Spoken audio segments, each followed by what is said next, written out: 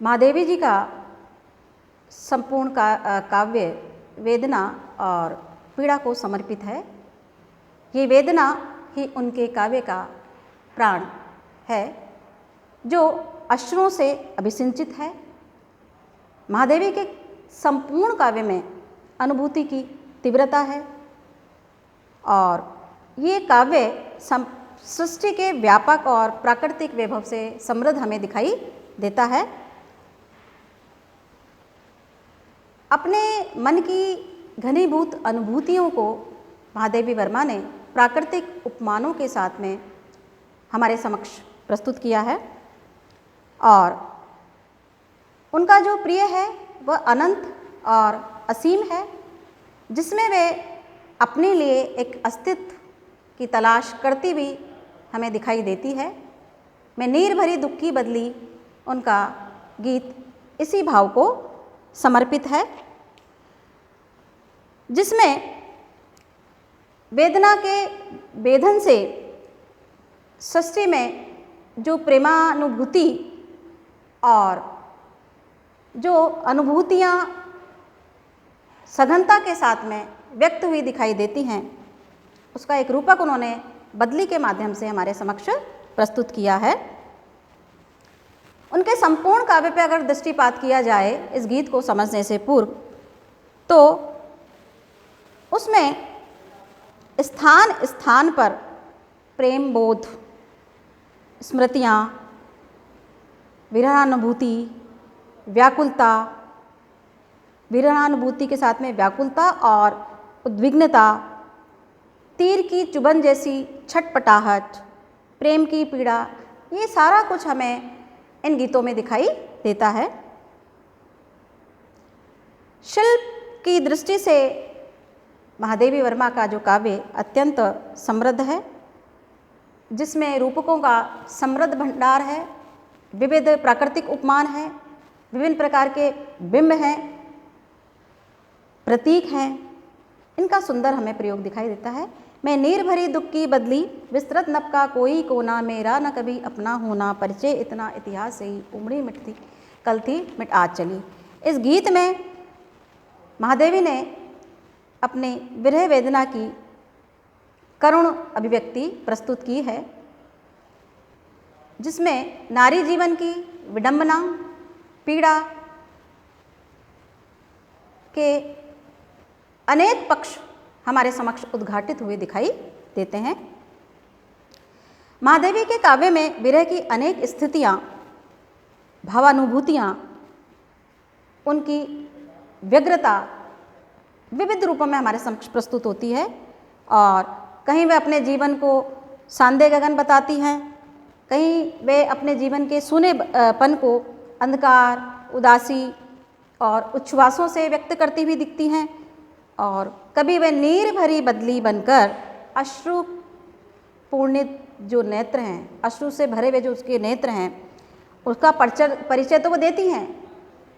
उसके अश्रुओं की जो सजलता है वो हमें महसूस तो होती है, लेकिन वहाँ पर वो ये भी हमें स्मरण कराती कि उसका प्रिय जो इतना जिसका व्यापक है, उसका स्वरूप इतना विस्तृत है, अनंत है, प्रिय की जो असीमता है और अपने जीवन की जो लघुता है, हीनता है, उसको भी वो इस गीत में प्रस्तुत करती हुई दिखाई देती है। और जिस प्रकार से एक स्त्री इस समस्त सृष्टि संसार में अपने अस्तित्व की तलाश करती हुई इस गीत के माध्यम से यहाँ पर प्रस्तुत होती है कि मन के इस निस्सीम और विस्तृत आंगन में उसके लिए अपने प्रिय के मन में एक कोना मात्र भी नहीं है। ये आप देखिए, ये चिंता की बात है, ये पीड़ा की, ये दुख की बात है और ये हताशा, निराशा, पीड़ा और घुटन हमें इस गीत में दिखाई देती कि जो स्त्री जिसके आगमन से समस्त सृष्टि के भीतर एक आनंद की अनुभूति होती है, एक सृष्टि जो है खिल उठती है, लेकिन उस स्त्री के अस्तित्व का कोई भी महत्व यहाँ पर नहीं है। ये तत्कालीन परिवेश में स्त्री की जो महत्व है, स्त्री की जो पीड़ा है, स्त्री की जो चिंता है, उसको भी यहाँ पर व्यक्त किया गया है। महादेवी जी ने अनेक प्रकार के बिंबों के माध्यम से कि उसका कोई अस्तित्व नहीं है, वो सबको खुशी प्रदान करती है। संपूर्ण घर आंगन, शून्य आंगन में पुष्पित और पल्लवित हो उठता है वो उसके आने से, उसके आगमन से खिल उठती है समस्त जो संसार और सृष्टि। लेकिन फिर भी उसका अपना कोई कोना नहीं है, उस कोने को वो तलाश करती है। वह इतना असीम होकर भी, उसके प्रिय की अगर बात की जाए जो अनंत है, असीम है, वो एक कोना भी उसके लिए नहीं है।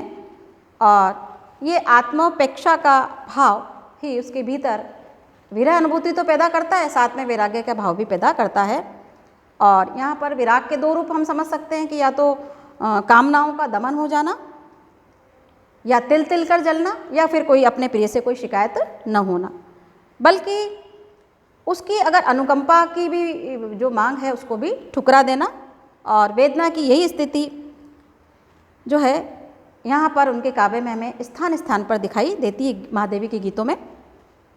और इस गीत में भी जो है आत्मविराग है और करुणा की स्थिति है। और देखिए आप कि कवित्री की तृष्णा जो है अनंत है, वो प्रतिक्षण प्रिय के लिए जलते हुए भी वो उसमें मिल जाना चाहती है। वो सुख की तलाश करती है, वह अस्तित्व की तलाश करती है। जिस प्रकार से उन्होंने बदली का रूपक हमारे समक्ष प्रस्तुत किया है कि बदली एक क्षण के लिए आती है और बरस करके चली जाती है, उसी प्रकार से उस स्त्री का जीवन भी है जो उसका आना जाना, उसको कोई महत्व प्रदान नहीं किया जाता, उसके आने जाने को कोई ध्यान नहीं दिया जाता है। और फिर भी वो बरस करके अपने अस्तित्व को यहाँ पर दर्शाती है। और इस गीत में यही कहा गया है कि वो अपने अस्तित्व को तलाशती हुई नज़र आती है। तो ये स्त्री जीवन की पीड़ा है, विडंबना है। तत्कालीन परिवेश की जो स्थितियाँ भी यहाँ महादेवी जी ने चित्रित की है कि तत्कालीन परिवेश में जो स्त्री जीवन थी उसकी जो पीड़ा है, उसकी जो विडंबनाएँ हैं, उसकी जो अनुभूतियाँ हैं, उसके अंतर्मन का जो क्रंदन है वो यहाँ पर चित्रित हुआ दिखाई देता है। और प्रकृति के निस्सीम आंगन में भी जहाँ देखा जाए तो महादेवी के काव्य से अगर साम्यता को हम देखें तो उसी की आकुलता का स्पंदन, स्वागत, मिलन, विरह, ये युग युग से चला आ रहा है। और इस प्रकार से ये विरह वेदना जो उसके भीतर प्रज्वलित है, यहाँ पर उन्होंने इस गीत में उसे बदली के माध्यम से प्रस्तुत किया है कि जो आती है उसका केवल यहाँ पर ये बताना चाहते हैं कि केवल स्त्री जीवन का यही है कि उमड़ी कल थी मिट आज चली। एक क्षण के लिए वो आती है और अपना खेल, अपनी भूमिका का निर्वहन करके वो चली जाती है और अपने लिए उस अनंत के भीतर, इस सृष्टि के भीतर वह अपने अस्तित्व की तलाश करती हुई इस गीत में हमें दिखाई देती है। और यही गीत, यही संदेश इस गीत में महादेवी ने हमें दिया है।